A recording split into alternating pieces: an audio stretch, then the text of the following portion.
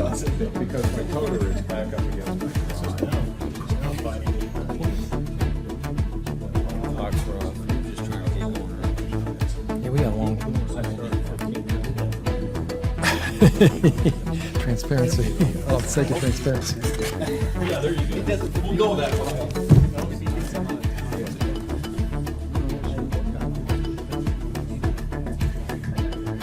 That's what she could have sent Ed or Peter for. My caller ID thing calls him Ed. So I started calling Ed. Jeff Ed.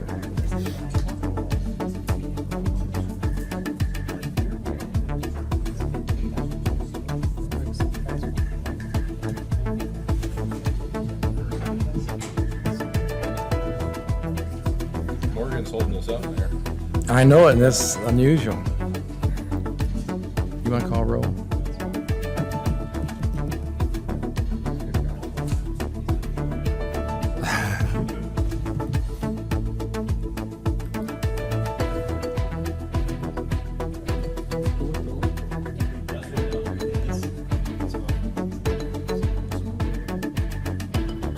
We're waiting for our clerk.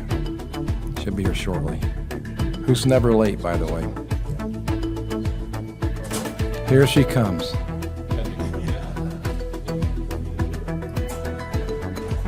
Get your breath, Morgan.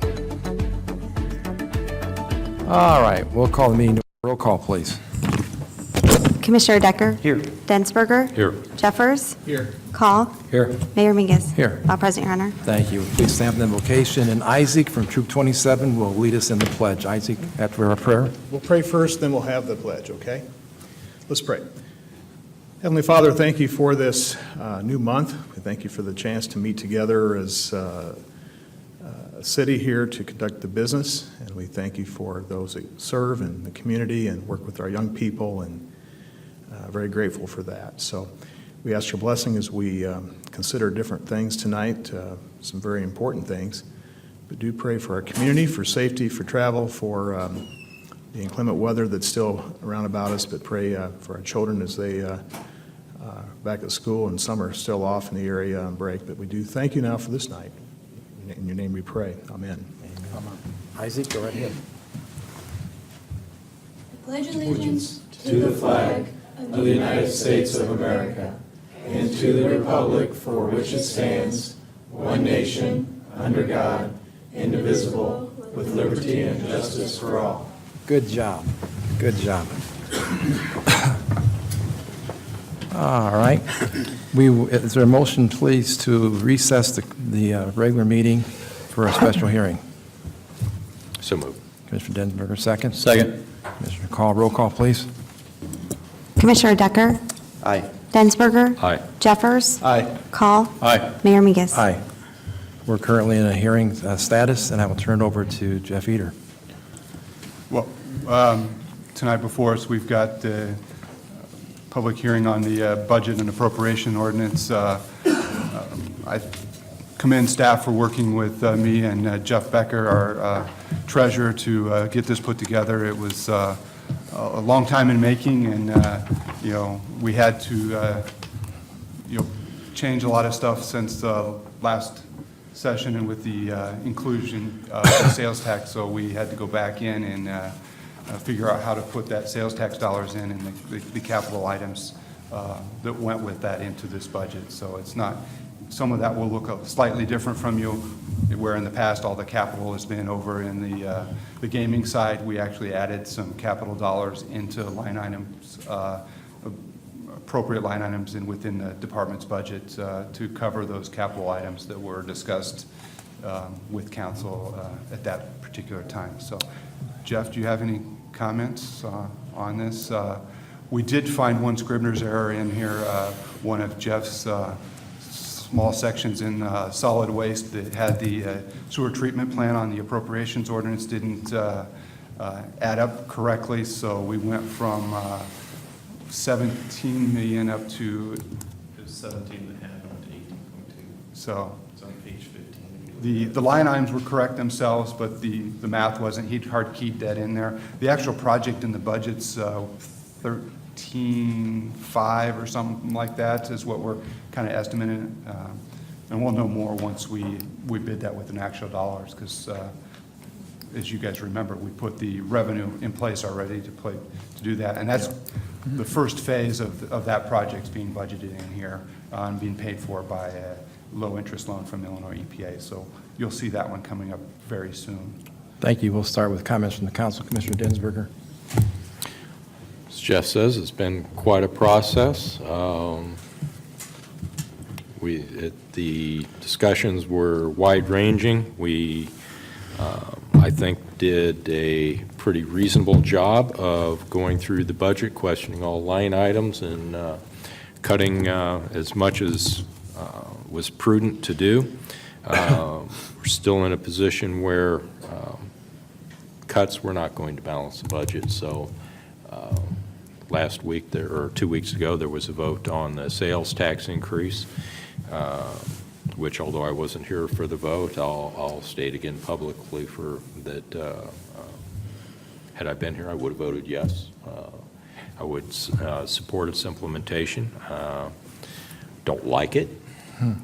I don't think it was the best available solution, but it was not the best solution. I'll simply revisit it one more time in that I had discussed the possibility of home rule, and I understand there are a lot of people that get very uncomfortable with that, but what home rule would have done was, rather than force us to assess a sales tax, which puts us above most of our neighbors, it would have enabled us to do things like assess a motor fuel tax, as several of our neighbors do, which would have given us a reasonable street budget on an ongoing basis. It would have enabled us to increase a hotel tax by 1%, which would have given us a strong revenue stream and would have still kept us below all of our neighbors competitively. We could have considered a restaurant tax, which would help us to leverage all the development that we have down here, and it would have, again, still kept us below all of our neighbors from a competitive standpoint. Simply a better, from a revenue standpoint, it's simply a better alternative, but it's not one that there was sufficient support to move forward with. So that leaves us with, I believe, sales tax was our only remaining viable alternative. I don't like it. I heard from several retailers that were displeased, but it's the best we could do at this time. And I believe the move to reserve money from that tax increase to reserves until we reach an acceptable level is prudent and was a requirement for me. So it's, once again, an imperfect budget, but it does allow us to address some issues this year and more next year. I will say I believe that especially talking to Mr. Becker, I believe that the long-term fiscal prognosis for the city is a decidedly positive one. As you get out 5 years, 10 years, it turns in a much more positive stance, and this, I hope, gets us through that, and perhaps when we reach that point, future council can consider rescinding it. Thank you, Commissioner. Other comments from the council, please. I'll speak for a minute, Mayor. As far as the budget's concerned, I'm pleased, I guess. There are things that I would like to see a little differently. I'll speak a little bit more about not only a cleanup week, but recycling later. But I would have liked to have seen 2 cleanup weeks this year. However, I certainly didn't want to lose them altogether.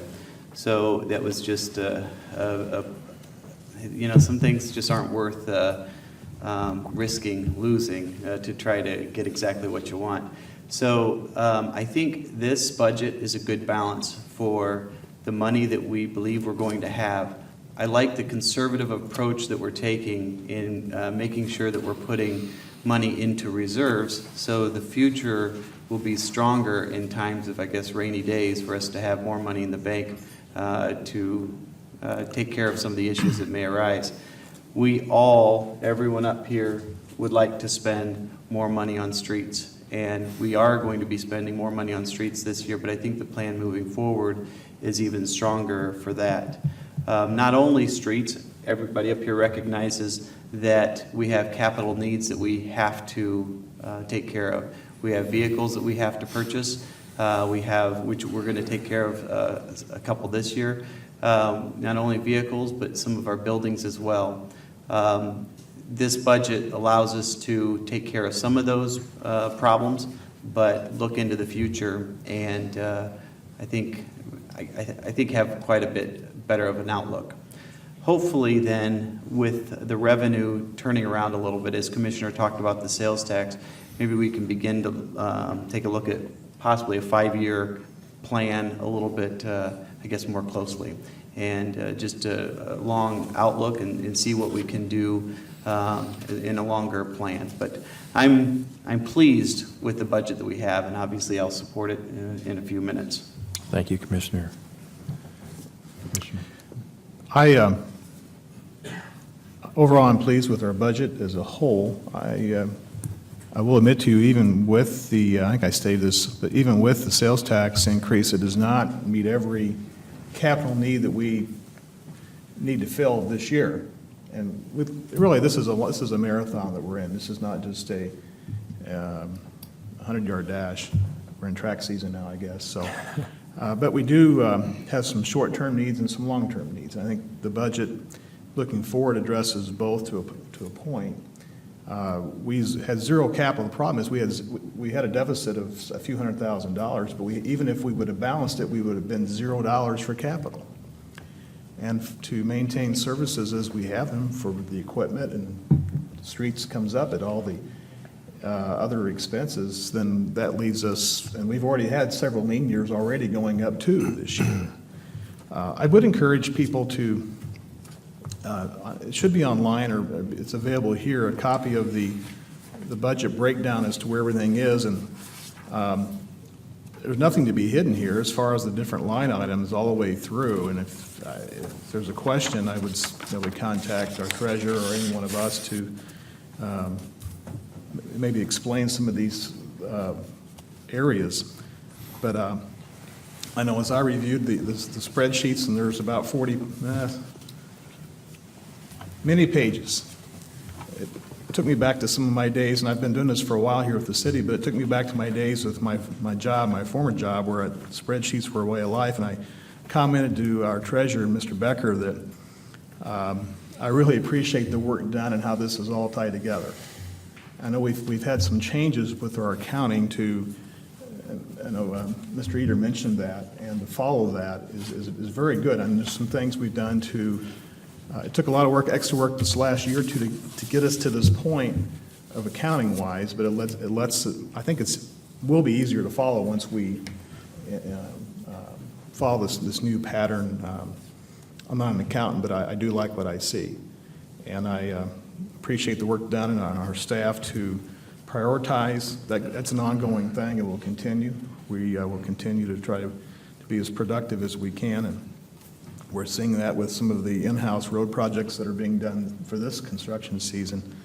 And I'll be very glad to support this ordinance as well as the budgets. We look at it as well. So under the circumstances, I'm very pleased. Thank you. Commissioner Call. Yeah, just kind of echo the sentiments of pretty much everybody up here. You know, at the end of the day, I can about bet you there's not one person up here that'd like to see a little bit different things in the budget. But overall, it's a budget that actually works for the 5 of us, moves the city forward. I don't think anyone wanted to raise the sales tax, but personally, I didn't see a path forward as far as fixing streets and capital expenses and building the reserves back up without it. So, you know, if you go line by line in the budget compared to last year's budget, you'll see all the hard work and effort that went behind trimming what we had before we got to the point where we had to find a way forward, which was through the sales tax increase. So, although not perfect, I think it's a good, solid budget.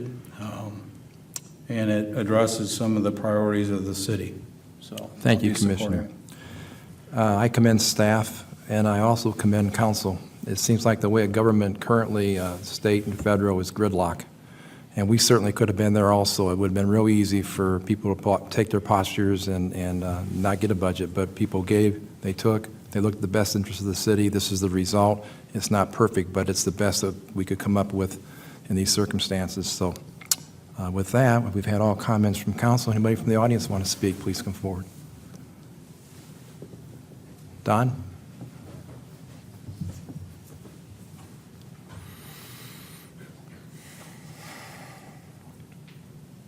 As I went through the budget, the one thing that I keep asking for that would help put some logic to this would be a manning schedule. What is the staffing for the departments? And the other thing that I didn't see this year was a list of capital requests, so that we have some idea of what the requests are for the departments, what those capital dollars are going to. Right now, it's just a line item with a dollar figure in there, and there's no way to determine what's in there. We can get that for you, Don. Pardon me? We can get that for you. So, yeah, that's the only two comments I have right now, is, you know, going through this is just, if we could get those two sheets, it sure would be nice. So your first one was staffing? Yeah, personnel, staffing for the Okay. departments, and, What do you mean by manning schedule, Don? You mean in each department? so the police department has 45 employees, Okay. fire department, you know, and how's that I got laid you. out? What are those, you know, how many sergeants, how many detectives, We- how many firefighters? We've got organizational charts with that information, and I could fairly easily send you. But the last one I looked at was a year old. So can we get that, Jeff, the most recent? Yeah, the last ones there really nothing has changed as far Yeah, as so staffing what levels in the was- last year. And I guess from a budgeting standpoint, what I'm used to looking at is previous, current, and requests in the future, kind of put it together to follow what's going on with the budgets, kind of like this one's laid out. I don't have that specific laid out that particular way. I got the organizational charts as they are Yeah, today. but the manning schedule would be really nice to have. It would help everybody put some logic to it, so. Thank you. All right, thank you. Just a comment. One thing this budget shows, this shows just what we're going to pay for and do for this year. And what is hard for us sometimes, I'll speak for Public Works or us as a council, others can comment if they like. What you don't see is the rolling business plan that we have that's projected what our needs are, what we see, like we have some bridge replacements and you know, we have a backlog of snowplows, we have a backlog of ambulances and fire trucks and things like this that we have projected out there for 2, 5, 6, 8 years, and some are past due, police cars, et cetera.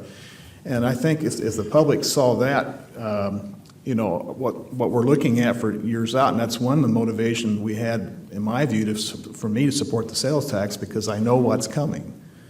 And so we try and, yes, we have a budget year coming now, and this is what we're going to spend. We're going to spend on a couple of vehicles, but we have a backlog of many others. And so seeing the rolling business plan of what we'd like, and it's not just padding, you can see where we've come from and where we're going. I think that helps a lot. So that's up to us to communicate those needs. We've had working sessions on that. We've discussed it, and you're aware of that. But Yeah, I'm aware of that. But the cost of doing business day by day here, I think we don't always talk about that on a weekly or biweekly basis, you know, and but I think it's good things to know. But one of the good things is, to follow this one here, is you've got 16, 17, you know, 18, 19, whatever on this, whatever you have on You can this. see where we've come from. But you should have that as far as manning, and as far as capital, I'm just looking for what's being put in for And this. historically, I know the past number of years, I know specifically what you're looking for. We've always included that sheet on the back as we walk through the retreats. Yeah. All the departments put their wish list, if you will, on capital expenses, and then the Right. city fine-tuned it, and then at budget time, it was pretty much laid out. Yeah. For example, the squad cars last year, that was it. But it gives us So- some idea of, Sure. We'll get that for you, Jeff. I want to make sure you get it. And also in the budget, we had personnel patterns as far as the number of police officers and firefighters in each budget packet. So we'll get that to you, Don. Thank you. Thank you. Anybody else? Seeing no one else, is there a motion to adjourn this public hearing and reconvene in our regular meeting? So moved. Commissioner Densberger, second, please. Second. Commissioner Call. Roll call, please. Commissioner Densberger? Aye. Or sorry, Decker? Aye. Densberger? Aye. Jeffers? Aye. Call? Aye. Mayor Mingus? Aye. All present voting aye, Your Honor. We're in regular session, and with that in mind, I'll take a motion to approve the minutes, please. Mr. Mayor, I move that the minutes of the regular meeting and special meeting for a working session held on March 20th, 2018 be approved as printed. Second, please. Second. Commissioner Decker, discussion, roll call. Commissioner Decker? Aye. Densberger? Thank you, sir. Jeffers? Aye. Call? Aye. Mayor Mingus? Aye. All present voting aye, Your Honor. Thank you very much. Communications tonight, Madam Clerk? I don't have any communications tonight, Your Honor. Anybody in the audience want to speak to the council on an agenda item, come forward. Seeing no one come forward, we have a consent agenda. No one ready any motions to remove it, so I'll turn it over to you, Commissioner Densberger. In that case, Mr. Mayor, I move to adopt a consent agenda consisting of items numbered 1 and 2 as listed on the agenda for this meeting to be considered by omnibus vote. Second, please. Second. Commissioner Decker. Discussion, roll call, please. Commissioner Decker? Aye. Densberger? Aye. Jeffers? Aye. Call? Aye. Mayor Mingus? Aye. All present voting aye, Your Honor. Thank you very much. Okay, then, Mr. Mayor, I move you that the items numbered 1 and 2 listed on the consent agenda be hereby approved and adopted, the item numbered 2 having been read once by its title and having laid on the table for no less than 1 week for public inspection, be adopted as presented. Second, please. Second. Commissioner Decker. Discussion, roll call, please. Commissioner Decker? Aye. Densberger? Aye. Jeffers? Aye. Call? Aye. Mayor Mingus? Aye. All present voting aye, Your Honor. Thank you very much. Moving on to my regular agenda, sir. Mr. Mayor, I move you that ordinance number 4385, here to attach an annual appropriation ordinance for the city of East Peoria, Illinois, for the fiscal year from the first day of May, AD 2018, to the last day of April, AD 2019, be accepted on its first reading as read by its title and be laid on the table for no less than 1 week for public inspection. Second, please. Second. Commissioner Call. Thank you, Commissioner. Believe we've discussed this pretty thoroughly, Your Honor. Any other discussion?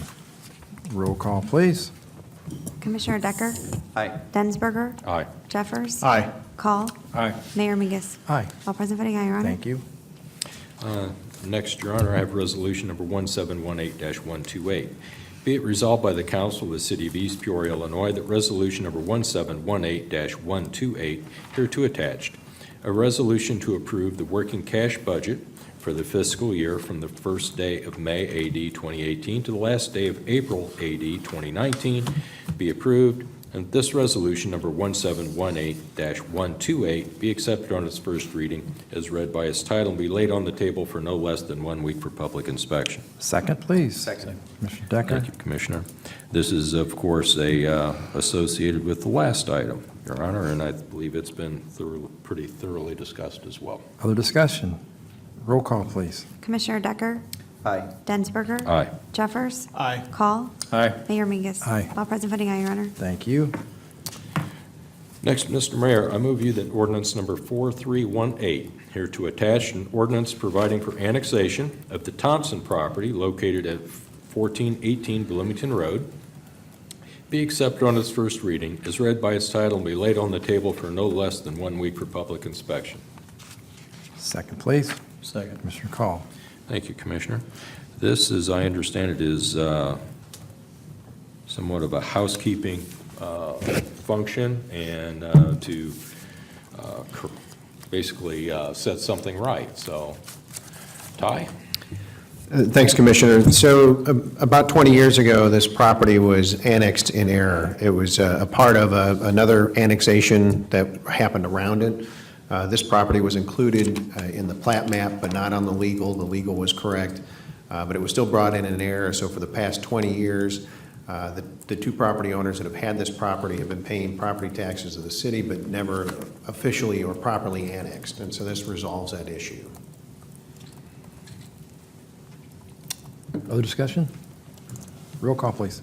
Commissioner Decker? Aye. Densberger? Aye. Jeffers? Aye. Call? Aye. Mayor Mingus? Aye. All present voting aye, Your Honor. Thank you. Next, Your Honor, appears we want to sell some surplus real estate. So, whereas the city has acquired title to a parcel of real estate located within the city of East Peoria through the foreclosure and abandonment provisions of the Unsafe Property Division of Article 11 of the Illinois Municipal Code, 65 ILCS 511-31-1, and such parcel is legally described in Exhibit A attached hereto, hereinafter the property. And whereas the city has determined that the property is surplus public real estate owned by the city, and the city considers the property to be excess property and unnecessary for the city, for city use or city purposes, and whereas the city seeks to sell the property pursuant to the process set forth under Section 1176-4.1 of the Illinois Municipal Code, which provides for the appraisal of the property by a certified or licensed appraiser, and then the sale of the property by city officials, by local licensed real estate agency, or by public auction for no less than 80% of the appraised value. And whereas the property is further described by the parcel's current zoning classification size and use in Exhibit A, and whereas the city council hereby finds that it is in the best interest of the city to sell the property such that the property can be developed and put to use by an interested purchasing party. Now therefore be it resolved by the council of the city of East Peoria, Tazewell County, Illinois, that Section 1, the above recitations are found to be true and correct. Section 2, the property, after obtaining an appraisal of the property by a certified or licensed appraiser, and hereby directed to be sold by any process set forth under Section 11-76-4.1 of the Illinois Municipal Code for no less than 80% of the appraised value. Section 3, city officials are hereby authorized to execute any documents necessary to initiate the sale or transfer of the property, including but not limited to the execution of a listing agreement with a local licensed real estate agency, and to negotiate the terms of such sale or transfer of the property to an interested purchasing party.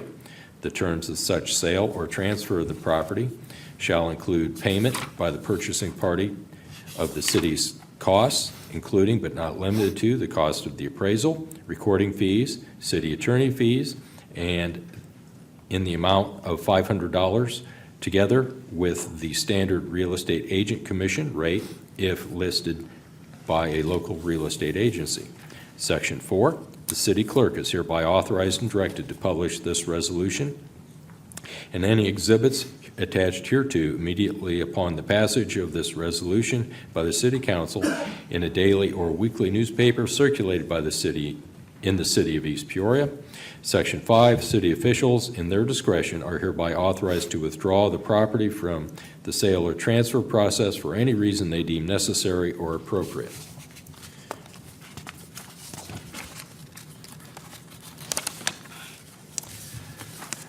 Therefore, Mr. Mayor, I move you that resolution number 1718-126 be adopted as presented. Second, please. Second. Commissioner Call.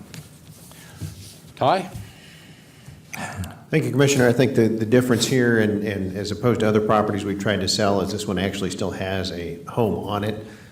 It is in a fair condition. It does need some rehabilitation, but we're hopeful that we get a good price for it, but we are going to put it on the market with our listing agent as soon as we get the appraisal completed.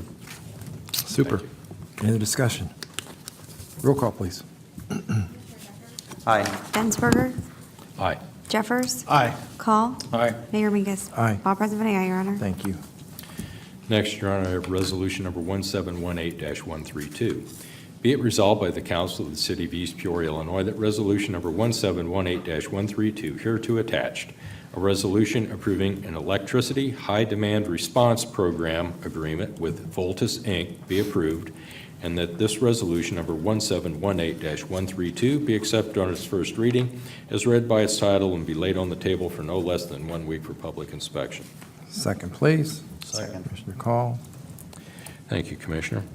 Essentially, this is an agreement by which we will be notified when there are peak periods expected of electrical use. especially as it pertains to some pump stations, I believe.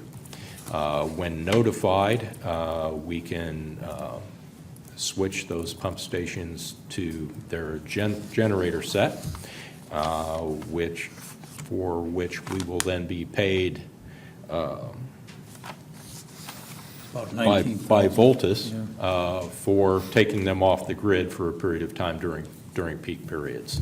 And this was negotiated, it is a multi-year agreement, and the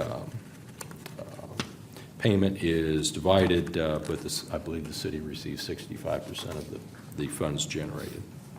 Yeah, it equates to about 19,000. Good deal. Just a comment. This is a good deal. I mean, it's a win-win for us. It's actually good for us to run our gen sets anyway, exercise them. If we don't run them, we do anyway, just so that we get hours on them, and it keeps them fresh, and we know they're up to speed. So in this case, we run them, which keeps them healthy, or at least we keep them healthy, and we know if we have a problem, plus it saves us money with, it'll offset some of the costs of the fuel that there is for running them, but this is a good thing for us. Other discussion? Roll call, please. Commissioner Decker? Aye. Densberger? Aye. Jeffers? Aye. Call? Aye. Mayor Mingus? Aye. All present voting aye, Your Honor. Thank you very much. And my last item, Your Honor, is Resolution Number 1718-131. Whereas a vacancy will exist on the East Peoria Police Pension Board as a result of the term of Matt Mamer expiring on April 30, 2018, from the East Peoria Police Pension Board, and whereas the Honorable Mayor David W. Mingus has recommended the appointment of Terry Schultz to fill the vacancy created on the East Peoria Police Pension Board, now therefore be it resolved by the Council of the City of East Peoria, Illinois, that the appointment by Mayor David W. Mingus of Terry Schultz to the East Peoria Police Pension Board to fill the vacancy created by the expiration of Matt Mamer's term on the East Peoria Police Pension Board for a term of May 1, 2018 to April 30, 2020, be approved, and that this resolution, number 1718-131, be adopted as presented. Second, please. Second. Commissioner Call. Thank you, Commissioner. I believe Mr. Schultz's name was actually put forward by Matt Mamer. It was. Whose term is expiring. Matt has done an outstanding job, I believe, in his service to the pension board. He simply cannot divide his time up and devote the time necessary at this point, so Mr. Schultz is well known to him. I know Terry very well myself. I've known him for 30 years. He is very well qualified, and I believe will be a good steward and provide good oversight and recommendations to the board. Thank you. Other discussion? I do want to thank Matt. Matt was great. He came in at a really tough time and really helped get things really straightened out with that board, and we appreciate his service. Roll call, please. Commissioner Decker? Aye. Densberger? Aye. Jeffers? Aye. Call? Aye. Mayor Mingus? Aye. All present voting aye, Your Honor. Thank you. That's all I have, sir. Thank you, Commissioner Denver. Commissioner Decker. Nothing right now, Mayor. Commissioner Jeffers. I have one item, Mr. Mayor, and it is a second reading. Be resolved by the Council of the City of East Peoria, Illinois, that resolution number 1718-125 hereto attached, a resolution approving a contract with Optimum Health Solutions for assisting with the Employee Wellness Program be hereby approved. And that's this resolution number 1718-125, having been read once by its title and having laid on the table for no less than 1 week for public inspection, be adopted as presented. Second, please. Second. Commissioner Call. Thank you, Commissioner Call. We had this a couple weeks ago. This is an annual reading, and we discussed a little bit the wellness program as far as preemptive medical care and screening is really part of that program. I really think it's a great deal for our employees. Absolutely is. Other discussion? Mayor, as this does benefit me directly, I will abstain. Okay, thank you. Roll call, please. Commissioner Decker? Abstain. Densberger? Aye. Jeffers? Aye. Call? Aye. Mayor Mingus? Aye. 4 ayes and 1 abstention, Your Honor. Thank you very much. That's all, Mr. Mayor. Thank you, Commissioner Jeffers. Commissioner Call. I have 3 items this evening, sir. First one, Mr. Mayor, I move you that ordinance number 4380 be removed from the table. Is there a second, please? Second. Commissioner Densberger. Discussion? Roll call? Commissioner Decker? Aye. Densberger? Aye. Jeffers? Aye. Call? Aye. Mayor Mingus? Aye. All present voting aye, Your Honor. Thank you. Next, Mr. Mayor, I move you that ordinance number 4380, hereto attached, an ordinance amending the residency provisions of the City of East Peoria Personnel Policy Manual, be read at length by the clerk, and that said ordinance number 4380 be accepted on its first reading and be hereby adopted as presented. Second, please. Second? Commissioner Jeffers. Morgan? Whereas the City of East Peoria established its personnel policy manual by ordinance number 2474 in November 1990, which has been subsequently amended and updated by various ordinances, including a significant revision and reissuance in July 2014 by ordinance number 4173, whereas city officials have recently reviewed the city's residency policy with regard to residency requirements for certain director and department head positions, and whereas city officials have determined that the permissible area for the residency policy can be extended on a limited basis without diminishing city readiness and services. And whereas the city council finds that the adoption of the revised residency policy as provided herein is in the best interest of the city and its employees. Now therefore be it ordained by the council of the city of East Peoria, Tazewell County, Illinois, that Section 1, Section 2.7 of the city's personnel policy manual is hereby amended as follows. Additions are indicated by underline, deletions by strikeout. Section 2.7, residency requirement. To foster community involvement in the employment of its citizens, the city will give consideration to city residents for employment within the city where other factors are equal. Individuals holding specified city positions who are not residents of the city at the time of employment must move to the city and establish residence as soon as practicable following employment shall become and thereafter remain city residents during the continuation of their employment within 12 months after the commencement of employment. For those current employees other than those in fire and police service, residency in the city on May 19, 1991, the employee shall maintain residence within the city so long as the employee remains employed by the city as a condition of continued employment. For the purpose of this section, city residency means residency within the city's corporate limits or outside the city, but within 1 1/2 miles of the city corporate limits in an unincorporated area.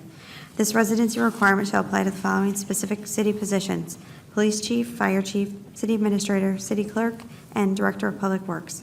Employees subject to this requirement fail to comply with this requirement after receiving written notice of their noncompliance from the city may be terminated from employment.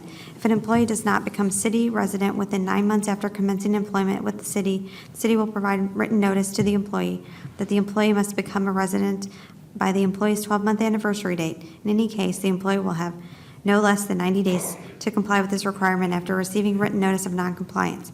For all other city employees, as a condition of employment, the employee shall maintain residence within 20 miles of the city limits while employed by the city. All city employees are urged to become involved in civic programs within the city for the betterment of the community. Section 2, this ordinance is hereby ordered to be published in pamphlet form by the city clerk. Said clerk is ordered to keep at least 3 copies hereof available for public inspection in the future and in accordance with the Illinois Municipal Code. Section 3, this ordinance is in addition to all the ordinances on the subject and shall be construed therewith except as to that part in direct conflict with any other ordinance, and in the event of such conflict, the provisions hereof shall govern. Section 4, this ordinance shall be in full force and effect from and after its passage, approval, and 10-day period of publication in the manner provided by law. Section 5, the city's Human Resources Director is directed to furnish a copy of these changes to the Personnel Policy Manual to all city employees when future updates are provided to city employees. Wow, okay. Long story short, we discussed this actually two weeks ago, whenever we had our last meeting, and then Commissioner Jeffers brought up additional recommendations, so we tabled it, amended it, and long story short, as it stands now, there's a 20-mile boundary, I guess, for many city employees, and is what we've done here, as she stated, with respect to department heads, the new requirements for the city administrator, chief of police, chief of fire, public works director, and the city clerk. City residency means residency within the city corporate limits or outside the city, but within 1.5 miles of the city's corporate limits in an unincorporated area. I think Commissioner Decker mentioned this at the last meeting. There are a lot of pockets that are surrounded by East Peoria that technically are unincorporated areas. So we've revamped this. This requirement will exclude the Director of Planning and Community Development and the Director of Tourism and Special Events, which those guys will then fall within the 20 mile of city limit while employed by the city. So it kind of lines everything up. We've kind of gerrymandered this through the years, I think, and this is kind of cleaning it up. Jeff, would you like to speak to it? Well, when this was first brought up, it was an interesting discussion, and I think the mile-and-a-half planning jurisdiction, because that's the area that the city, from a planning perspective, has at least comment abilities and annexation abilities through the state statutes. So that's why that particular code was cited, the mile-and-a-half. Unincorporated means it's not in another municipality, because we have municipalities within 1.5 miles of us, several, matter of fact, but we didn't feel that that was fair to live in another jurisdiction. So, and there are a few areas in town which are completely surrounded, but and are actually closer to, say, this building than some of the outlying areas that are actually incorporated. So it gives a few more flexibilities. I know when I was coming to town, there was some property that was completely surrounded off Bloomington Road, for example, that I wanted to look at, but because I knew it was unincorporated, I didn't even go look at the real estate. I just liked that area of town, so. Other discussion, please. This has been a tough thing for me, Mayor. My only issue being, I wish it would have come a little earlier. Obviously, we hired Dennis not long ago, and Jeff was talking about the property that he was mentioning is actually in the middle of the city of East Peoria. It's just in one of those unincorporated pockets. And anybody who knows me believes that I think people should live in the community that they serve. I completely understand police officers choosing to move outside of the city for many reasons. I was talking to one a couple days ago about the potential of this person's daughter being bullied at school by a family of a child of somebody that this person arrested. Completely understand that. I like to encourage employees to live in the city. I think they should. So that is kind of tough as well. Having said that, I believe this is America, and we should honor that and allow people to live within reason where they want. So it's been tough for me, but I will vote yes for this. Other comments? Just a comment, Commissioner Call alluded to it. This has been an ongoing process for years, actually, through contracts. I guess really led the way for part of this with police and fire, and there's different reasons that was all done and changed over time. And I guess for me is bringing up that we just look at it, take another couple of weeks and look at this. You know, you just don't want to do this just for any one particular employee at a given time. It just doesn't look, sometimes you need to, and you should perhaps, but in this case, we stepped back just a couple of weeks, looked at it, and got it down to the city admin, fire, police, public works director, and city clerk, and of course elected officials, because that's state statute there. But I think what we have is a reasonable, I wouldn't say compromise, collaboration that this seems to work. I think we've cleaned this up. There may be changes in the future, I don't know, but that will be addressed at that time by future council. But for now, overall, I'm pleased with this as it's turned out, and I think it,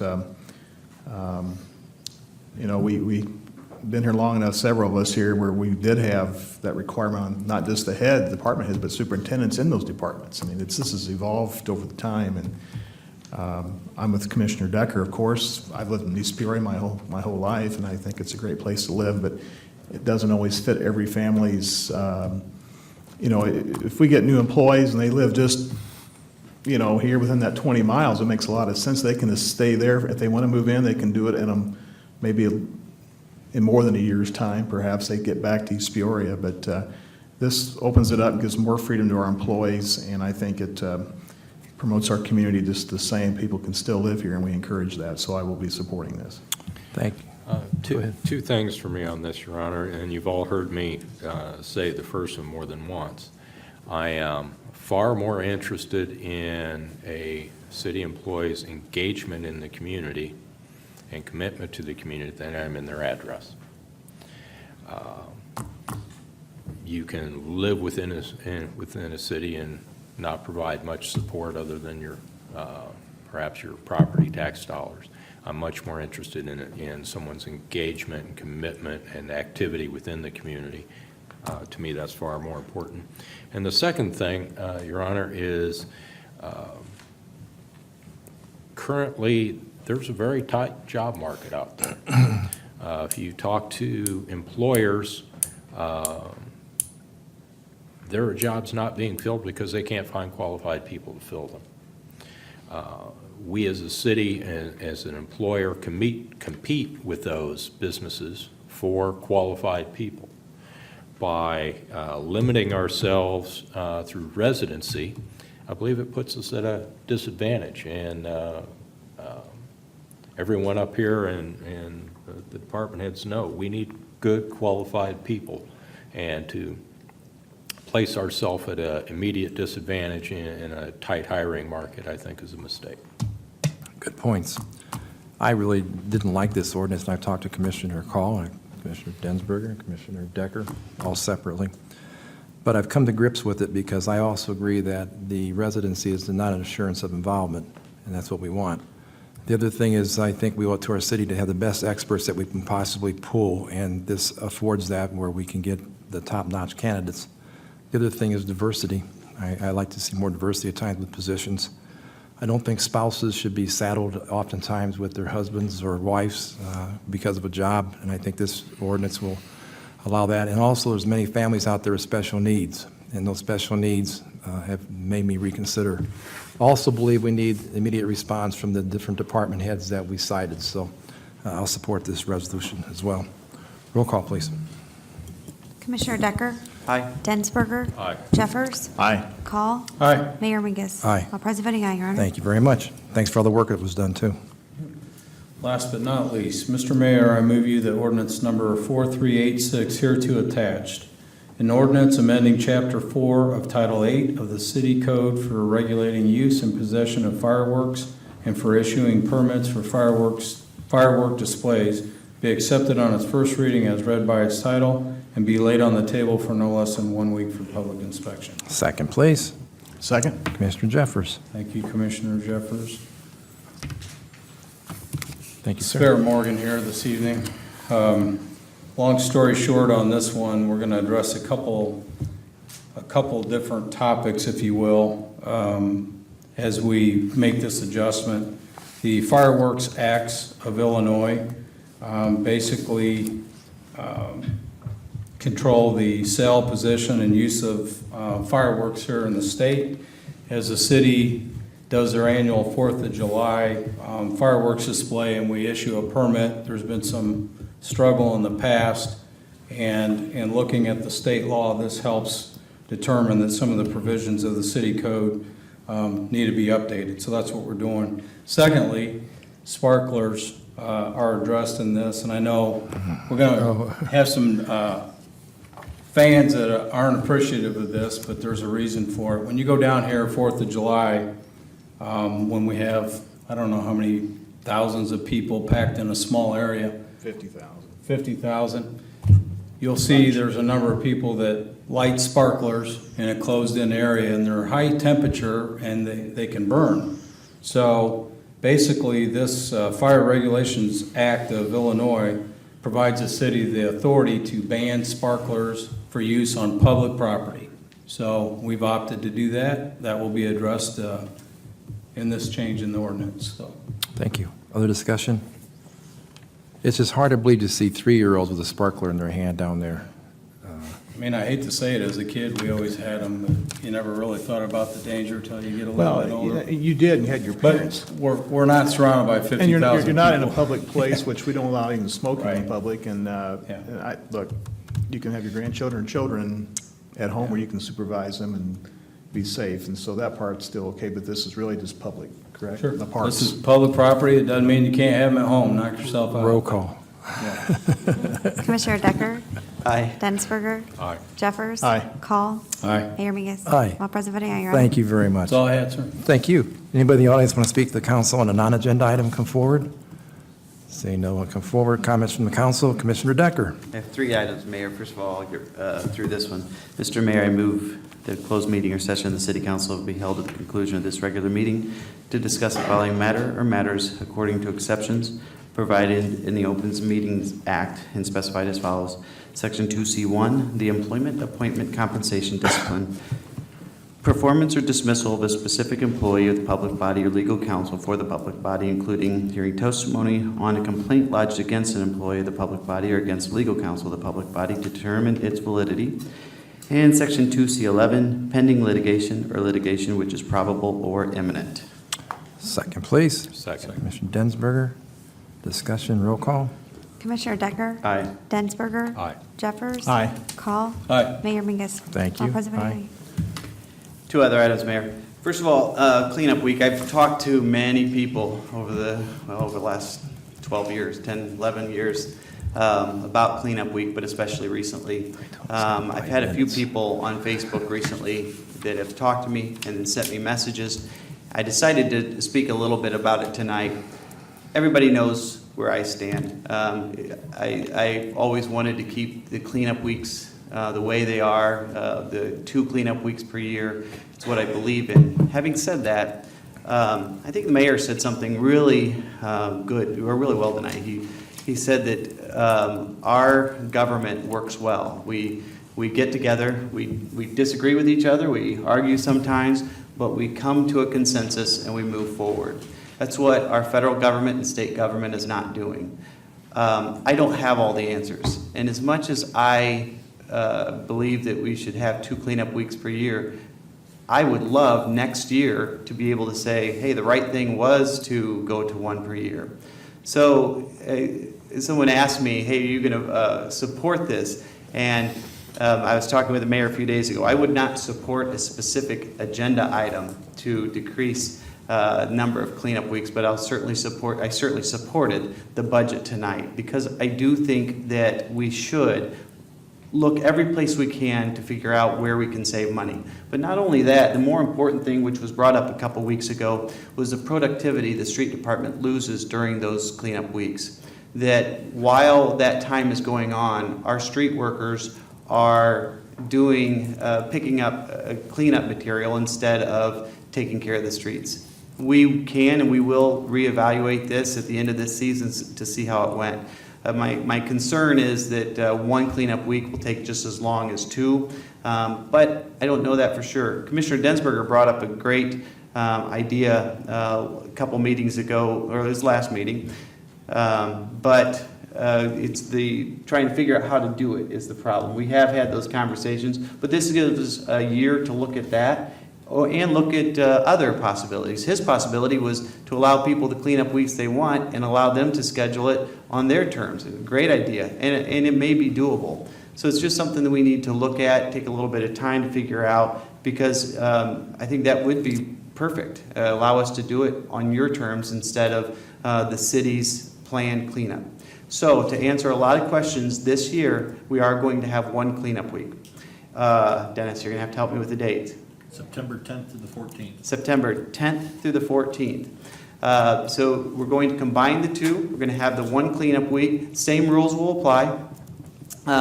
We will have foremen with each group. All we are looking for is to make sure that people are not abusing the city of East Peoria. Years ago, we've had people that would have extremely large pile cleanup week after cleanup week, every one, and we know that they were abused. And that's part of the reason we're in the situation that we're in now. So we're not looking to stop people residents of East Peoria that just want to take advantage of this good service. We don't want to stop that. We want to stop the people that are abusing the service. So same rules will apply. Our foreman will be empowered with the ability to approve or stop us from picking up piles if they deem them to be excessive or an abuse of what we're trying to do. So that is the story about our cleanup week. I'm anxious to see how it works this year. I hope it works great. I hope a year from now I'm telling you that this was the right thing to do and I was wrong. So I really do, because we do have if nothing else, the ability to get more productivity out of our street department at a time we really need it. Reason we moved it to September is it gives you the whole summer. we didn't do it the first thing in May because it gives people the spring and summer to get their things out. I mean, right now, our weather's been terrible, so most people have not gotten out in their yards yet and tried to clean things up. And it takes it away from that October date a little bit, where our street department really needs to be working on the streets before winter, gets it away from that a bit. So that's why it's going to be in September. So again, September 10th through the 14th. The other item I'd like to talk about just real quick is recycling. You've all heard our conversations about recycling. We are going to go to a toter system, and it's very exciting that we're doing this. We've wanted to do it for a long time. There are two drawbacks. One drawback is that everybody will have to have a toter eventually. It's not a mandatory toter until, is it January of 19? Is that what we decided? July of 19. The toter program will be started July of 18.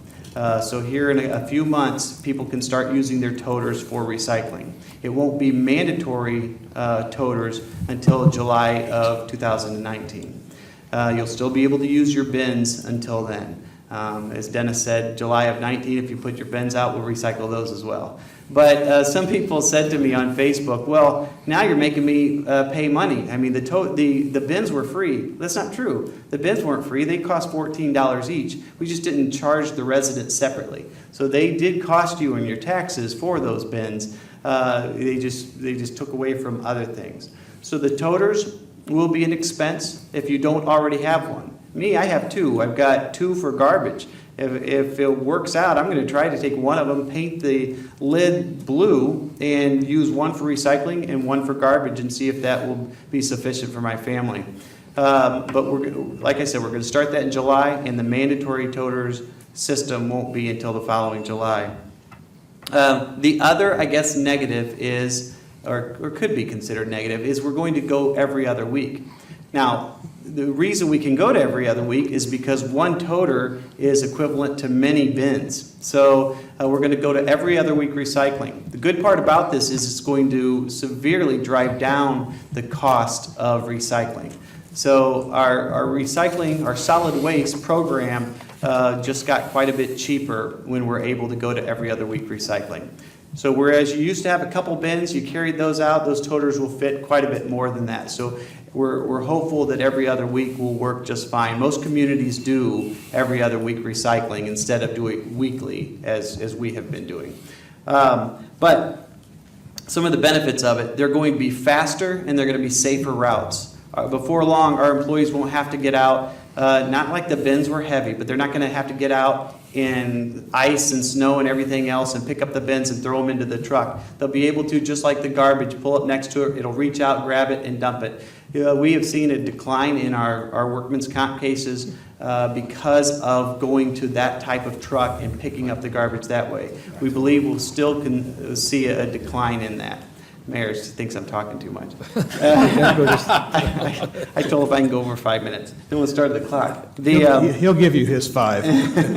It's going to be a faster route. It's going to be a safer route. And it's just going to be a better service. And finally, the most important part of it is we're going to be able to recycle glass. So starting in July, and it's July, what's the date, Dennis? 9th. July 9th.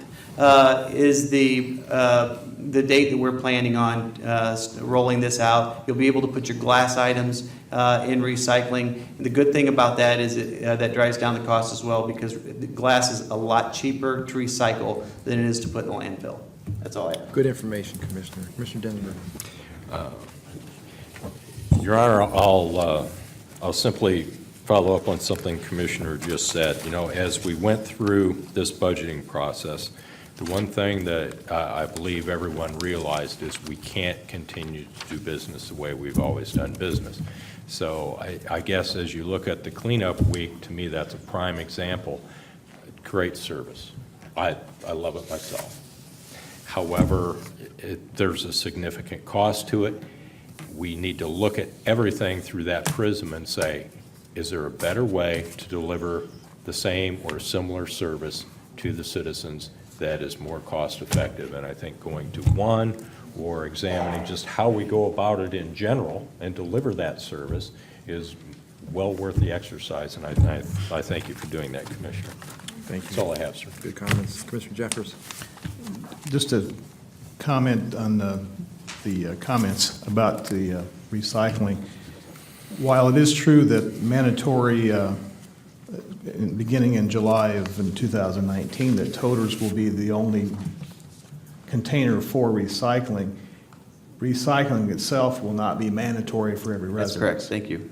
Hopefully, everyone participates. This saves the city money. It's a way to keep your taxes as low as we can to do that, but just don't have any confusion there. But one of the Green Team members, actually it's Bob Jurgensen, brought this up, I think, at our last meeting, and he was wondering if we could somehow, if we could talk to Springfield about getting some relief, and maybe it's in our minutes about motor fuel tax and such. And I didn't say anything then, but I have talked to 3 different local legislators about it.